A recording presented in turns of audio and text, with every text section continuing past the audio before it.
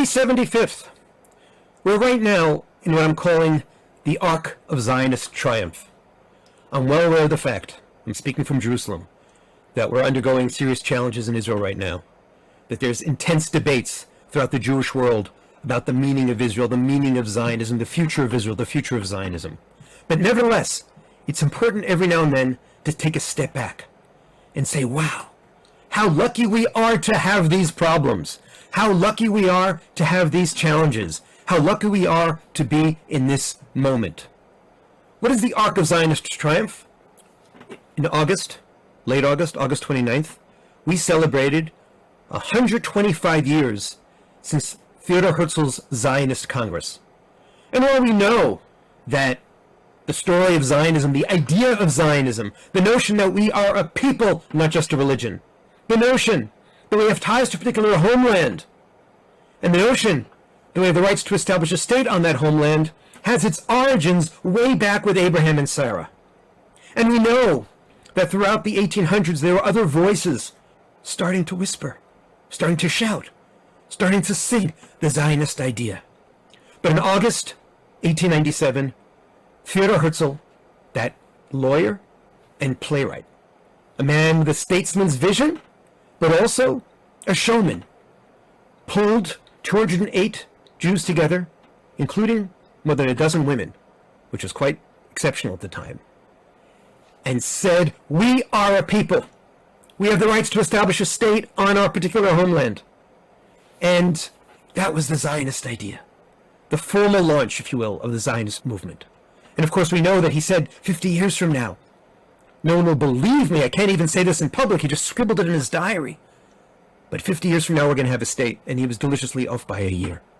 And then on November 29th, we celebrated 75 years since the world acknowledged the validity of the Zionist idea. The UN resolution is often thought of as the partition plan, because indeed it did suggest a sharing of the land between Jews and Arabs, a formal Jewish state and an undefined Arab area. Nevertheless, it's important for us to emphasize, in a world which continues to reject the Zionist idea, that on that day, November 29th, 1947, the Zionist idea was recognized. And we're building up to the 75th anniversary of Hey B'Iyar, which will come out, as you well know, in late April, saying, we now have a state. And what does that state mean? That state, first of all, meant that we're no longer homeless. We're no longer the wandering Jews. We're no longer the depressed Jews. We're no longer the beaten up Jews. We have a home. We have an army. We have a state to ingather the exiles, those who need us, those who need shelter. And we also have an army to defend us. And we have a state with all its challenges, all its complexities, but also all its wonders. We have an opportunity to create this unique Jewish democratic experiment, this unique Jewish democratic adventure. Think about it. Previously in Jewish history, there were other iterations of a Jewish state, but it wasn't democratic. Previously, in democratic history, there have been all kinds of forms of democracies, but they weren't Jewish. We're now trying to figure out, what does that mean? And so there is, of course, a historic and political dimension to Zionism. But it's also important that we remember the personal dimension to Zionism. Theodor Herzl himself said that before we even get a state, Zionism is a return of the Jews to Judaism. Theodor Herzl himself was often remembered just as a garrison Zionist, as an anti-Semite. And today the update would be being an anti-Zionist, understood what I call the Jiu-Jitsu, that we take the negative and we turn it to a positive, that Zionism isn't just a defensive movement, it isn't just a reactive movement. It's a movement of Im Tirtzu Ein Zorada, if you will, it is no dream. It's a movement of the Jewish soul, not just the Jewish body. It's a movement of Jewish meaning. It's a movement of Jewish identity. We know, of course, that there were major questions about how central is Palestine. Is Zion to the vision of Zionism? And we know the story of Uganda, which was technically the Kenyan highlands. One of my favorite twists from that story is that Theodor Herzl himself, by the way, at the end, said, I was just so traumatized, I was so desperate after the horrors of the Kishinev pogroms. 43 people were killed in the Kishinev pogroms, to put Jewish suffering in perspective in 1903. that I needed a place, and if there was a chance, we would consider it. And when a British lord said to Chaim Weizmann, the great chemist, who was also a great Zionist leader, he said, what do you people need that place in Palestine? There are so many others, very British approach, there's so many other empty places in the world. And Chaim Weizmann said, why do you travel 20 miles every Sunday to visit your mother? There are so many old ladies just down your street. And what he was really saying was that Zionism is about identity. Zionism is about that sense of home, which isn't just a shelter, but also is a place of spiritual rest and spiritual stretching. And it's so important in the modern American Jewish community today.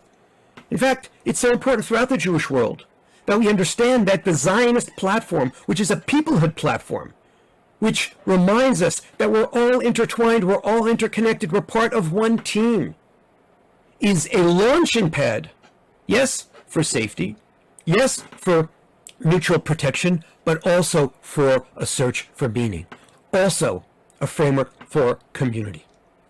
If we think about Theodor Herzl, and we think about the Zionist movement, we know that so much of the energy was around anti-Semitism. The Judenfrage, the Jewish problem. What was the main Jewish problem that people talked about? Why do they hate us? In non-Jewish circles, why do we still hate them? They're too rich, they're too poor, they're too capitalist, they're too communist. They stand out too much, they don't fit in enough. But there was a deeper question of how do we handle tradition and modernity? How do we look backwards, as the great Zionist Beryl Katznelson taught, and also look forward? Beryl Katznelson said, every human being, every Jew, every Zionist, needs a capacity to remember and a capacity to forget. We have to forget enough to go forward. We have to forget enough to become Startup Nation. We have to forget enough to be innovative. We also have to remember enough to know who we are. And yes, we still, of course, have the challenge of anti-Semitism. And yes, unfortunately, we still have the challenge of anti-Zionism. But when I think of what is the Judenfrage of today, what is the Jewish question of today, what is the Jewish challenge of today, it is that search for meaning. It is that search for community.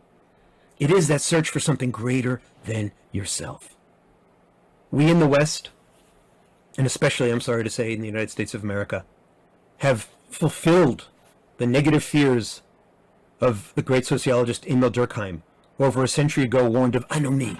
Anomie is that soul-stripping experience of being industrialized, that soul-stripping experience of being individualized, that soul-stripping experience of being anonymous, lost, not knowing who you are. And I'm not arrogant enough to say that Zionism is the only answer or the best answer, but it's my answer to those soul questions.